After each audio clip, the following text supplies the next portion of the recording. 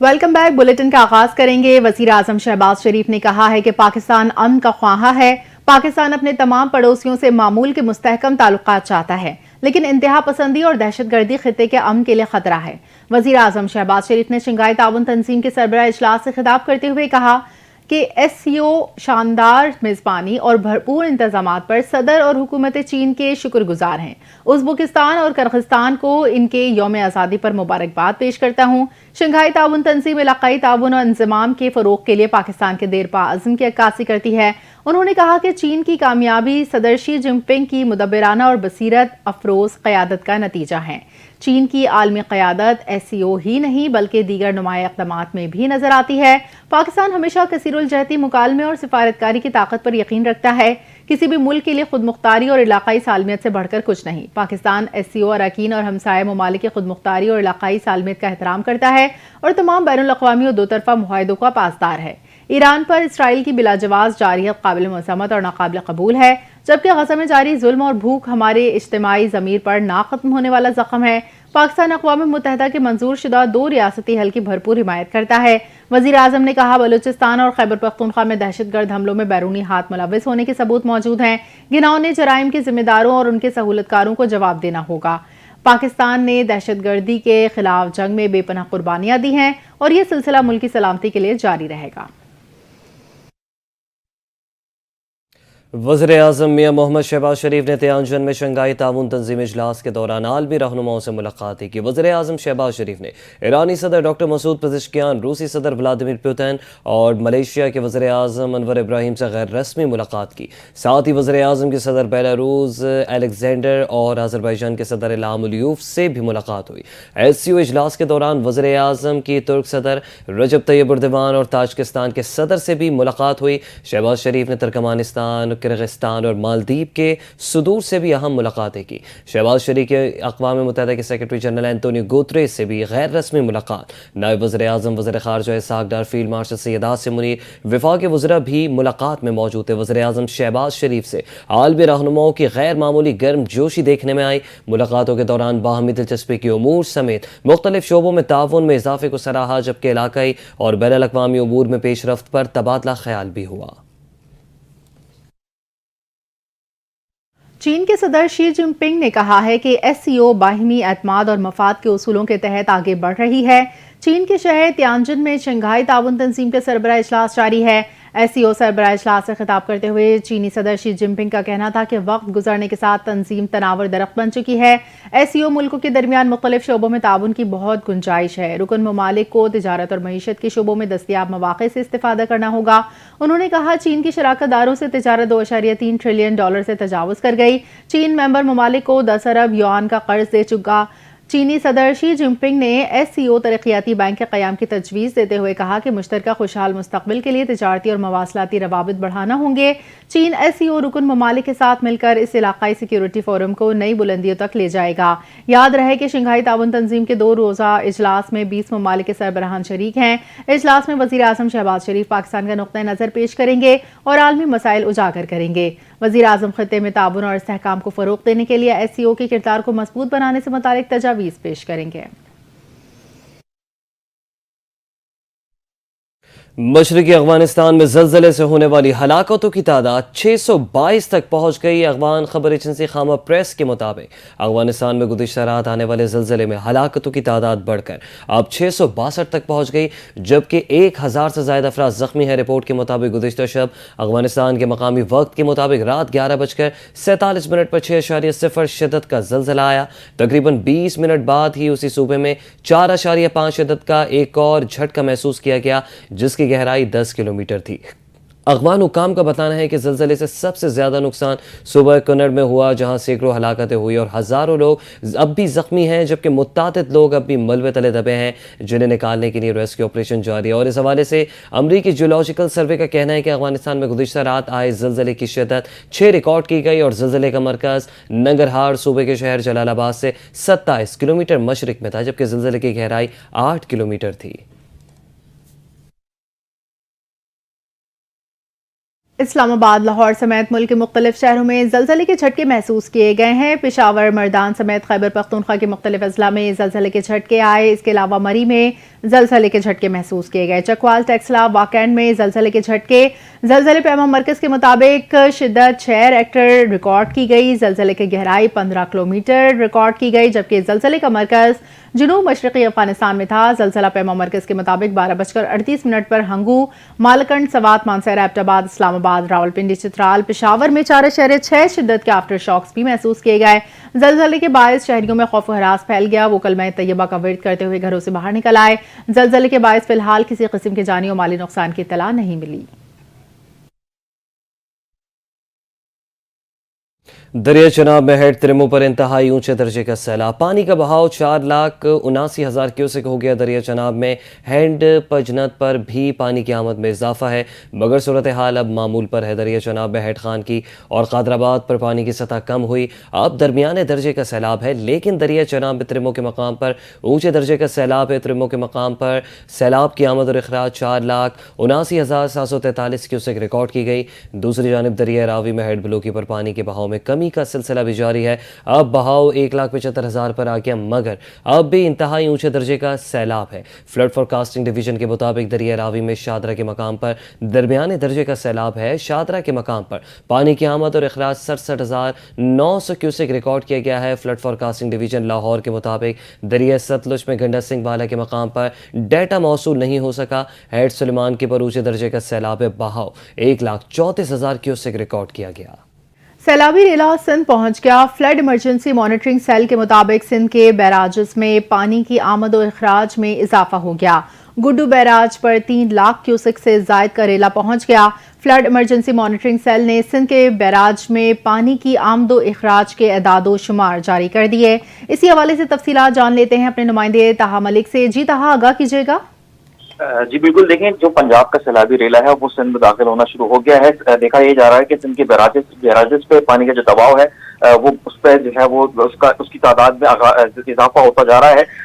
محکمہ پاشی کے مطابق جو ہے وہ اس وقت گڈو بیراج اپ اسٹریم پر 3,18,000 جبکہ ڈاؤن اسٹریم پر 3,03,000 کیوسک پانی ریکارڈ کیا گیا ہے۔ اس کے علاوہ سکر بیراج پر 2,85,000 اور ڈاؤن اسٹریم پر 2,34,000 کیوسک رہا ہے، جبکہ یہی پانی جو کل تک کے اعداد و شمار تھے ان کے مطابق 1.5 لاکھ کیوسک سکر بیراج پر جو پانی موجود تھا، جبکہ کوٹری بیراج کی اگر بات کریں تو کوٹری بیراج پہ 2,73,000 اور ڈاؤن اسٹریم پر جو ہے کوٹری بیراج میں 2,44,000 کیوسک پانی موجود ہے۔ سب سے زیادہ اس وقت سندھ میں جو ہے وہ ٹریمو پر کے مقام پر جو ہے وہ پانی اس وقت موجود ہے، 5,50,000 ریکارڈ کیا گیا ہے۔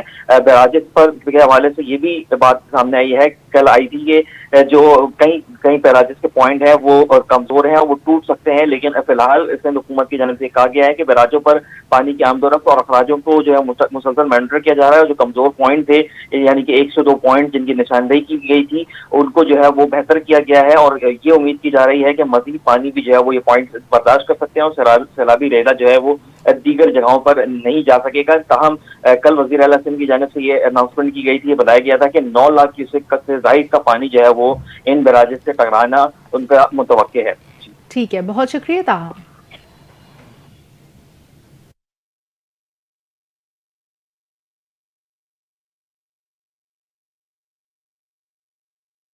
پاک فوج کا جھنگ چنیوٹ اور گرد و نواح میں سیلاب زدہ علاقوں میں ریسکیو آپریشن۔ پاک فوج کے جوان متاثرین کو کشتیوں کے ذریعے محفوظ مقامات پر منتقل کر رہے ہیں۔ ریسکیو کی گئے افراد میں بزرگ، شہری، بچے، خواتین شامل ہیں۔ سیلاب متاثرین کی جانب سے پاک فوج کے ریسکیو آپریشن کو سراہا گیا۔ پاک فوج مشکل وقت میں عوام کے شانہ بشانہ کھڑی ہے۔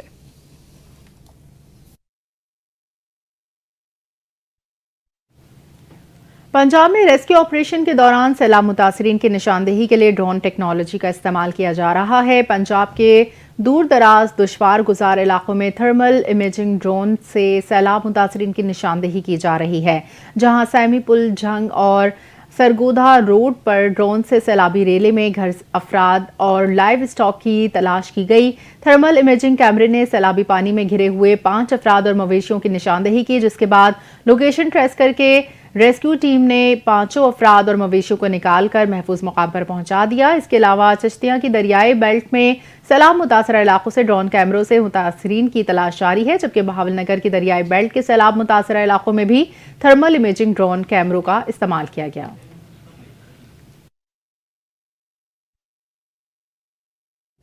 ملتان روڈ پر راوی کنارے فارم ہاؤس میں سیلابی پانی میں پھنسے 6 شیروں کو کامیابی کے ساتھ ریسکیو کر لیا گیا۔ اس کامیاب آپریشن کی نگرانی سیکرٹری وائلڈ لائف مدثر ریاض نے کی، جس میں طوفانی بارش اور پانی کے دباؤ کے باوجود وائلڈ لائف رینجرز نے اپنی جافشانی سے فرائض انجام دیے۔ آپریشن میں 4 کشتیاں اور ویٹرنری ڈاکٹرز نے حصہ لیا۔ وائلڈ لائف رینجرز نے نہ صرف شیروں کو بچایا بلکہ اس دوران انسانی جانوں کے خطرے کو بھی بر وقت ٹال دیا۔ ریسکیو کیے گئے تمام شیروں کو فوری طور پر محفوظ مقامات پر منتقل کیا گیا، جہاں ان کا میڈیکل چیک اپ شروع کر دیا گیا۔ سینئر وزیر مریم اورنگزیب نے وائلڈ لائف رینجرز اور وائلڈ لائف ریسکیو فورس کی مشترکہ کاوشوں کو سراہتے ہوئے کہا، یہ قابل فخر آپریشن تھا جس میں ہمارے بہادر رینجرز نے طوفانی بارش میں بھی اپنی جان کی پرواہ کیے بغیر شیروں کو بچایا۔ آپریشن کی کامیابی پر ہم وائلڈ لائف رینجرز اور ریسکیو فورس کو شاباش پیش کرتے ہیں۔ مریم اورنگزیب نے بھی کہا، جنگلی حیات کا تحفظ حکومت پنجاب کی اولین ترجیح ہے۔ ہم کسی جاندار کو مشکل میں اکیلا نہیں چھوڑیں گے اور جنگلی حیات کو بچانا ہماری اولین ترجیح ہے۔ سابق وفاقی وزیر ہمایوں اختر خان نے تانلیہ والا میں سیلاب سے متاثرہ علاقوں اور فلڈ ریلیف کیمپس کا دورہ کیا۔ انہوں نے فلڈ کیمپس میں انتظامات کا جائزہ لیا، جبکہ ضلعی انتظامیہ کے افسران نے انہیں سیلابی صورتحال اور ریلیف آپریشن پر تفصیلی بریفنگ دی۔ ہمایوں اختر خان نے متاثرہ خاندانوں سے ملاقات کی، ان کے مسائل سنے اور ان کا حوصلہ بڑھایا۔ انہوں نے کہا، پنجاب بھر میں سیلاب نے بڑے پیمانے پر تباہی مچائی، ہزاروں ایکڑ پر کھڑی فصلیں برباد ہو چکی ہیں اور کسان طبقہ شدید متاثر ہوا ہے۔ ان کا کہنا تھا کہ وہ اپنی ذاتی حیثیت سے سیلاب متاثرین کی ہر ممکن مدد کریں گے اور ان کے نقصانات کے ازالے کے لیے بھرپور آواز بلند کریں گے۔ ہمایوں اختر خان نے کہا کہ حکومت سے مطالبہ کیا کہ متاثرہ کسانوں کی فوری مالی معاونت کا اعلان کیا جائے۔ اور عالمی منڈی میں تیل کی قیمتیں کم ہو گئی۔ پاکستان میں عوام کو پھر بھی ریلیف نہ مل سکا۔ پیٹرول کی قیمت 264 روپے 61 پیسے برقرار۔ ہائی سپیڈ ڈیزل کی قیمت میں 3 روپے فی لیٹر کمی کر دی گئی۔ نئی قیمت 259.99 روپے ہو گئی ہے۔ مٹی کا تیل 1.46 روپے سستا، نئی قیمت 176 روپے 81 پیسے فی لیٹر ہو گئی۔ لائٹ ڈیزل 2 روپے 40 پیسے فی لیٹر سستا، نئی قیمت 159 روپے 76 پیسے ہو گئی۔ وزارت خزانہ نے پیٹرولیم مصنوعات کی قیمتوں میں رد و بدل کا نوٹیفیکیشن جاری کر دیا۔ لائن آف کنٹرول کے دونوں اطراف اور دنیا بھر میں مقیم کشمیری بابائے حریت سید علی گیلانی کی آج 4تھی برسی منائی جا رہی ہے۔ سید علی گیلانی نے بھارت کا ظلم و جبر برداشت کیا مگر آخری سانسوں تک غلامی قبول نہیں کی۔ انہوں نے 2 دہائیوں سے زائد کا عرصہ بھارتی زندانوں میں گزارا۔ سید علی شاہ گیلانی 29 ستمبر 1929 میں نہر زنیا گیر کے قریب بانڈی پورہ کے گاؤں زرمنس میں پیدا ہوئے۔ ابتدائی تعلیم سوپور سے حاصل کرنے کے بعد انہوں نے اعلیٰ تعلیم کے لیے اورینٹل کالج لاہور میں داخلہ لیا اور 1959 میں جماعت اسلامی میں شامل ہوئے۔ علی گیلانی سرکاری نوکری چھوڑ کر جماعت اسلامی کے ہم وقت لیڈر بن گئے۔ 28 اگست 1961 میں وہ پہلی بار گرفتار ہوئے۔ سید علی گیلانی جماعت اسلامی کے ٹکٹ پر مقبوضہ کشمیر اسمبلی میں 1972، 1977 اور 1987 میں 3 مرتبہ رکن اسمبلی منتخب ہوئے۔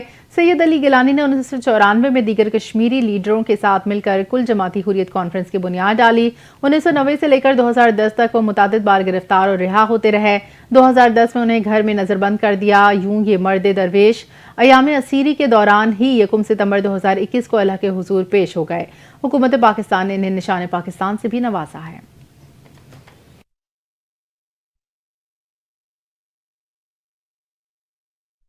اور اب آپ کو بتائیں کہ صدر مملکت آصف علی زرداری وزیر اعظم شہباز شریف نے حریت پسند رہنما سید علی گیلانی کی 4تھی برسی پر انہیں خراج عقیدت پیش کیا۔ اپنے پیغام میں صدر مملکت آصف علی زرداری کا کہنا تھا کہ حریت پسند رہنما سید علی گیلانی نے پوری زندگی حق خود ارادیت کی جدوجہد کے لیے وقف کی۔ ان کی زندگی قربانی اور ثابت قدمی کی علامت ہے۔ بھارتی ظلم و ستم ان کے عزم اور جرأت کو غیر متزلزل نہ کر سکے۔ انہوں نے کہا، سید علی گیلانی کے موقف نے کشمیری عوام کو آزادی کی جدوجہد پر ثابت قدم رکھا۔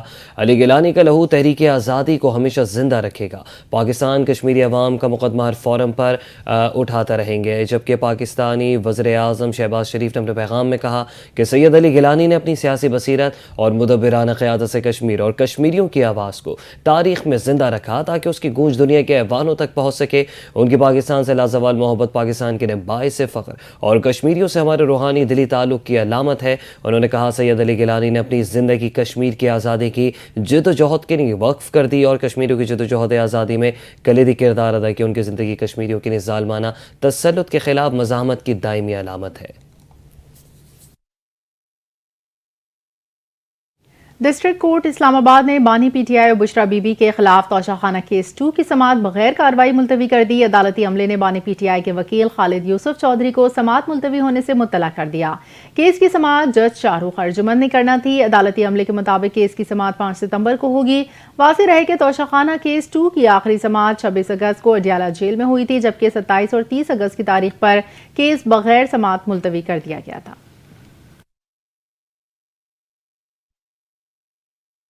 امریکی جیل میں قید ڈاکٹر عافیہ صدیقی کی صحت اور وطن واپسی کی سماعت کے لیے بنایا گیا نیا بینچ بھی ٹوٹ گیا. جسٹس انعام امین منہاس نے کیس سننے سے انکار کر دیا. اسلام آباد ہائی کورٹ کے جسٹس انعام امین منہاس نے لارجر بینچ کی تشکیل کے لیے فائل چیف جسٹس کو بھجوا دی. امریکی جیل میں قید ڈاکٹر عافیہ صدیقی کی صحت اور وطن واپسی کے لیے ان کی بہن ڈاکٹر فوزیہ کی جانب سے دائر درخواست پر اسلام آباد ہائی کورٹ کے جسٹس انعام امین منہاس نے سماعت کی. درخواست گزار کے وکیل عمران شفیق ایڈوکیٹ نے عدالت میں پیش ہو کر کہا کہ لارڈشپ یہ معاملہ کافی پیچیدہ ہو گیا ہے، جس پر عدالت نے کہا کوئی پیچیدہ نہیں ہوا. چیف جسٹس کے ماسٹر آف روسٹر کے حوالے سے میرا فیصلہ موجود ہے. عمران شفیق ایڈوکیٹ نے کہا میں نے فیصلہ نہیں پڑھا. آپ نے کہا کہ chief justice master of roster ہیں. جسٹس انعام امین منہاس نے کہا کہ منیب صاحب کی بھی یہی رائے تھی، میں نے بھی فیصلہ وہی دیا ہے. میرا فیصلہ ہے کہ master of roster chief justice ہیں. دوسری رائے یہ آئی کہ وہ نہیں ہے. اب 2 آرا کی وجہ سے یہ معاملہ لارجر بینچ کو بھیج رہا ہوں. ماسٹر آف روسٹر کون ہے یہ لارجر بینچ ہی طے کرے گا. عدالت نے لارجر بینچ کی تشکیل کے لیے فائل چیف جسٹس کو بھجوا دی. کراچی میں پولیس مقابلے کے دوران ملزم ساتھی سمیت زخمی حالت میں گرفتار. بلدیہ ٹاؤن میں فائرنگ سے 2 بھائی زخمی. پاک کالونی تھانے کی حدود میں گٹر سے بچے کی 3 روز پرانی لاش برآمد. گلشن معمار میں آپسی جھگڑے کے دوران ڈنڈوں کے وار سے 4 خواتین سمیت 5 افراد زخمی. اسی پر دیکھتے ہیں جنید فیروز کی رپورٹ. کراچی میں پولیس کی جرائم پیشہ عناصر کے خلاف کارروائیاں جاری. رات گئے شرافی گوڑ پولیس کا لینڈی فیوچر موڑ پر ملزمان سے فائرنگ کا تبادلہ. 2 طرفہ فائرنگ کے نتیجے میں ایک ڈاکو زخمی حالت میں گرفتار. پولیس کے مطابق گرفتار زخمی ملزم کی شناخت فیاض جبکہ ساتھی کی ندیم کے نام سے ہوئی. گرفتار ملزمان کے قبضے سے اسلحہ، موبائل فون اور نقدی برآمد ہوئی. ادھر بلدیہ ٹاؤن صدام چوک کے قریب گولیاں لگنے سے امتیاز اور ایاز زخمی ہو گئے. پولیس کے مطابق زخمی ہونے والے دونوں افراد آپس میں بھائی ہیں. تلخ کلامی پر دونوں کے درمیان پہلے ہاتھا پائی ہوئی. مضروب بھائی نے اپنے بھائی سے ہتھیار چھینا اور اس پر گولیاں چلا دیں. زخمی ہونے والے ایک بھائی کا تعلق سیاسی جماعت سے ہے. زخمیوں کو ہسپتال منتقل کر دیا گیا. پاک کالونی تھانے کی حدود سلطان آباد حبیب بینک اسکول کے سامنے گٹر سے 5 سے 6 سالہ بچے کی لاش برآمد ہوئی. پولیس کے مطابق بچہ 3 دن سے لاپتہ تھا. اہل خانہ کی جانب سے متعلقہ تھانے میں بچے کی گمشدگی کی رپورٹ بھی جمع کروا رکھی تھی. بچے کی لاش کو ہسپتال منتقل کر کے تفتیش کا آغاز کر دیا گیا. دوسری جانب گلشن معمار افغان کیمپ کے قریب آپسی لڑائی جھگڑے میں ڈنڈوں کے وار سے 4 خواتین سمیت 5 افراد زخمی ہو گئے. زخمیوں کی شناخت 20 سالہ امرین، 40 سالہ رانی، 43 سالہ سنم جبکہ 35 سالہ مریم اور 16 سالہ سلمان کے ناموں سے ہوئی. زخمیوں کو طبی امداد کے لیے ہسپتال منتقل کر دیا گیا. Junaid Feroz, NTN news, Karachi. Customs enforcement collectorate Karachi کی اسمگلنگ کے خلاف کارروائیاں کامیابی سے جاری ہیں. خفیہ اطلاع پر میرین یونٹ اور اینٹی اسمگلنگ آرگنائزیشن کی خصوصی ٹیم نے بحیرہ عرب میں اور ماڑا کے قریب کارروائی کی ہے. کارروائی کے دوران الخلا نامی لانچ کو روک کر تلاشی لی گئی جس سے 18,271 لیٹر ایرانی ڈیزل برآمد ہوا جس کی مالیت تقریباً 49,33,000 بنتی ہے. اسمگلنگ کے لیے استعمال ہونے والی 2 کروڑ روپے مالیت کی لانچ بھی ضبط کر لی گئی. یوں ضبط شدہ سامان کی مجموعی مالیت 2 کروڑ 49 لاکھ سے زائد ہے. لانچ پر سوار افراد کو حراست میں لے کر کسٹمز ایکٹ کے تحت مقدمہ درج کر کے مزید تفتیش شروع کر دی گئی ہے جبکہ ضبط شدہ ڈیزل کو ASO کے گودام منتقل کر دیا گیا. सिंध भर में आज से 7 रोजा पोलियो मुहिम का आगाज कर दिया गया। एडिशनल आईजी कराची जावेद आलम ओडो की हिदायत पर पोलियो टीम और वर्कर्स की सिक्योरिटी के लिए प्लान मुरतब कर लिया। 7 सितंबर को शहर भर में पोलियो मुहिम सख्त सिक्योरिटी में जारी रहेगी। पुलिस तर्जुमान के मुताबिक मुहिम के दौरान 10,463 पुलिस अफसरान अहलकार सिक्योरिटी के फराइज अंजाम देंगे। ईस्ट जोन से 3,512, वेस्ट जोन से 4,107, साउथ जोन से 2,844 अहलकार पोलियो टीमों और वर्कर्स की सिक्योरिटी पर तैनात होंगे। 7 रोजा पोलियो मुहिम में 15,511 टीमें और 24,003 वर्कर्स हिस्सा लेंगे, जिन्हें मुकम्मल सिक्योरिटी फराहम की जाएगी। पुलिस चीफ ने जोनल अफसरान को सिक्योरिटी इंतजाम की बराह रास्त निगरानी की हिदायत जारी की है। गजा में इस्राएली फौज के फ़ज़ाई हमले में एक और फ़लस्तीनी सहाफ़ी अपनी जान से हाथ धो बैठी। फ़लस्तीनी हुकूमत मीडिया ऑफिस के मुताबिक इतवार को अल-कुद्स अल-यौम सैटेलाइट चैनल से वाबस्ता खातून सहाफ़ी इसराइली बमबारी में शहीद हुई। मीडिया ऑफिस ने इस वाक़े की शदीद मज़म्मत करते हुए कहा कि इसराइल मुनज़्ज़म अंदाज में सहाफ़ियों को निशाना बना रहा है ताकि सच को दबाया जा सके। बयान में आलमी सहाफ़ती तंजीमों और फेडरेशन से मुतालबा किया कि वो गजा में सहाफ़ियों पर होने वाले जराइम के ख़िलाफ़ आवाज़ बुलंद करे। ताज़ा तरीन आदाद शुमार के मुताबिक अक्टूबर 2023 में जंग शुरू होने के बाद से अब तक गजा में शहीद होने वाले सहाफ़ियों मीडिया वर्कर्स की तादाद 278 तक पहुँच गई। गुज़िश्ता हफ्ते भी इसराइल ने नसर अस्पताल पर हमला किया था, जिसमें 5 सहाफ़ी शहीद हुए थे, जबकि इससे कबल अल जज़ीरा के सहाफ़ी आंसन शरीफ भी अपने साथियों के हमरा इसराइली निशाने पर आ गए थे।